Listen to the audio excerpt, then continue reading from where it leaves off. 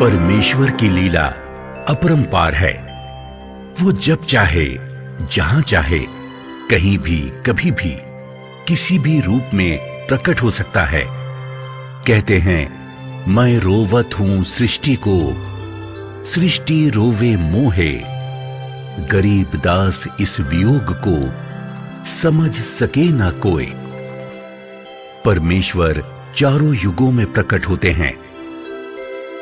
सतयुग में सत सुकृत नाम से, त्रेता में मुनीन्द्र नाम से, द्वापर में करुणामय नाम से और कलयुग में अपने वास्तविक कबीर नाम से आते हैं। उनका पृथ्वी पर आने का उद्देश्य जीव आत्माओं को तत्व ज्ञान से परिचित करवाने और उनका मोक्ष करने का होता है। इसी उद्देश्य से प्रत्येक युग में वो परम अक्षर पुरुष अपने सतलोक को छोड़कर इस मृत लोक में आकर अपने तत्व ज्ञान का प्रचार करते हैं। आज से लगभग 600 वर्ष पूर्व भारत, जिसे जम्बू द्वीप भी कहा जाता है, इसके उत्तर प्रदेश राज्य के काशी नगर में सन 1398 में शिशु रूप में लहरताला नामक तालाब में कमल के फूल पर सह शरीर सतलोक से आकर प्रकट हुए और 120 वर्ष लीला करके अपनी इच्छा से सह शरीर ही अपने निज लोक सतलोक चले गए। इस दौरान उन्होंने बहुत से चमत्कार किए, बहुत से लोगों का दुख दूर करके उन्हें सुखी जीवन प्रदान किया। उन्होंने अपने तत्व ज्ञान को लोकोक्तियों, साखियों, कविताओं व दोहों के माध्यम से लोगों तक पहुंचाया।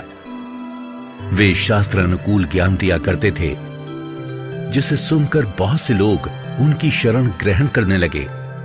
लोगों को लाभ होने लगा, जिस कारण से अन्य ब्राह्मणों, ऋषियों, पंडितों, काजी व मुल्लाओं के पास लोग कम जाने लगे, मानो जैसे उनकी दुकानें बंद होने लगी।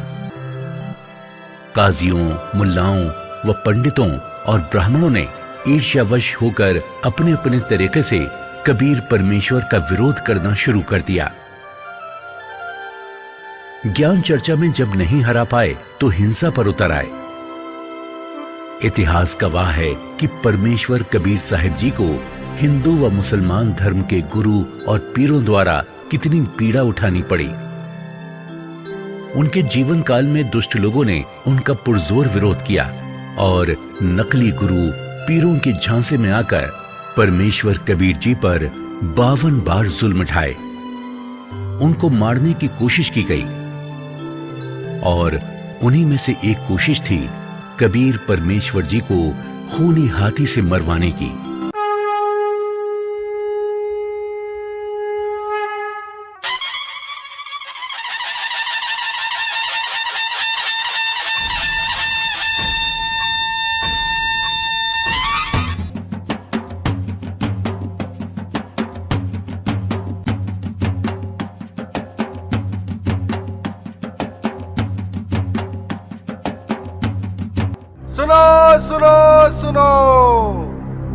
राजा का हुक्म है कि कबीर पुत्र नीरू को कल प्रातः 10 बजे खूनी हाथी से कुचलकर मौत के घाट उतारा जाएगा।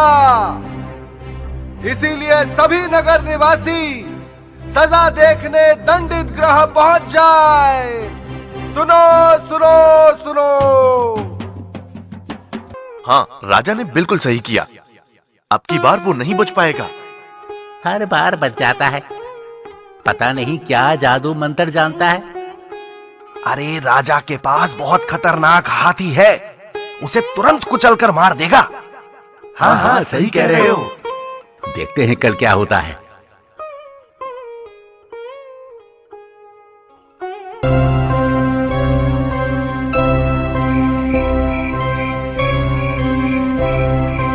हाँ, सब तैयारियां हो चुकी हैं। हाथी को खूब शराब पिलाना।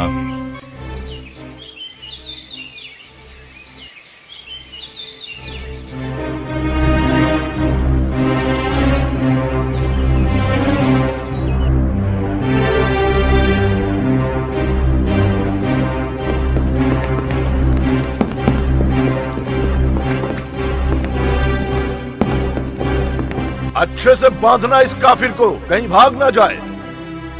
आज तो इसका खेल खत्म करके ही छोड़ूंगा। अरे पिलवान, शराब और पिला दो इसको,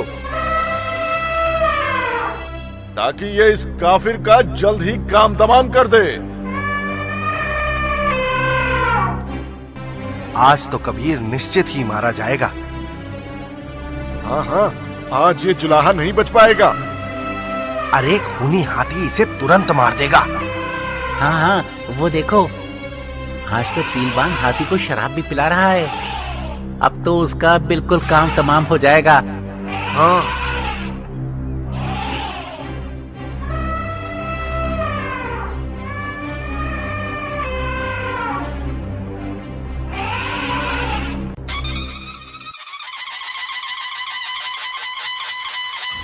होशियार, खबरदार, दिल्ली के सम्राट सिकंदर लोधी पधार रहे हैं।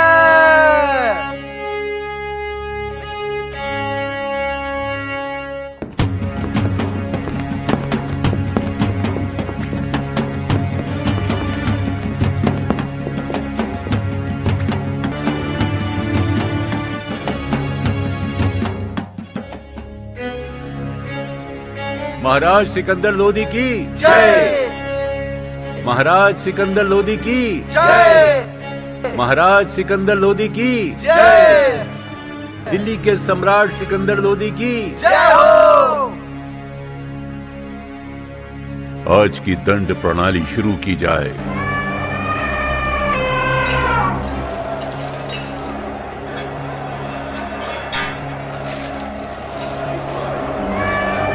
मारो मारो मारो मारो मारो मारो मारो मारो।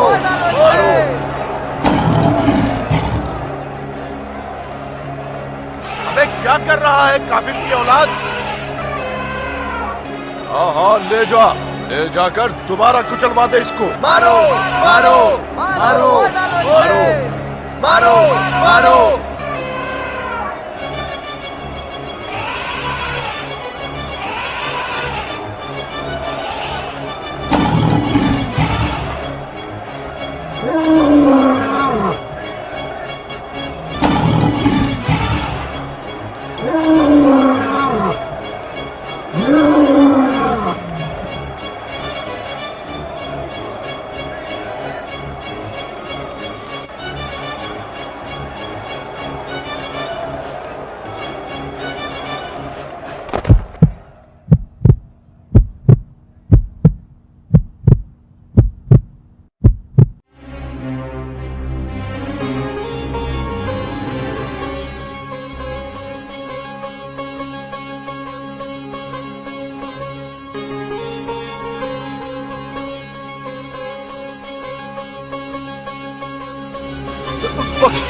बख्श दो परवरदिगार, सिर्फ अब की बार मेरे गुनाह माफ कर दो।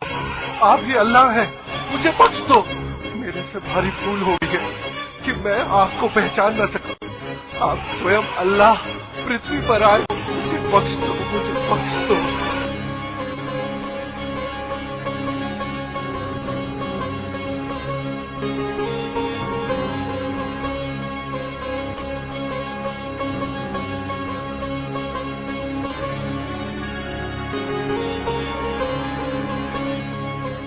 राजन अपने धार्मिक पीर शेख तकी के बहकावे में आकर ऐसी गलती ना किया करें।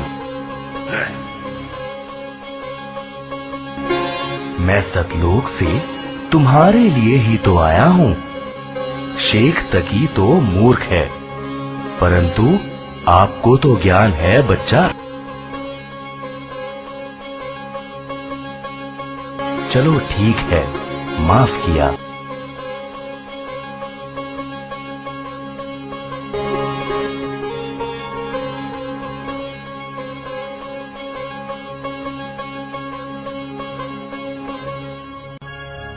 इस तरह शेखक्की ने अन्य कबीर जी के विरोधियों के साथ मिलकर उन्हें हाथी से मरवाने की भी एक नाकाम कोशिश की, लेकिन मारे नहीं मरे कबीर, सब प्रयत्न व्यर्थ रहा।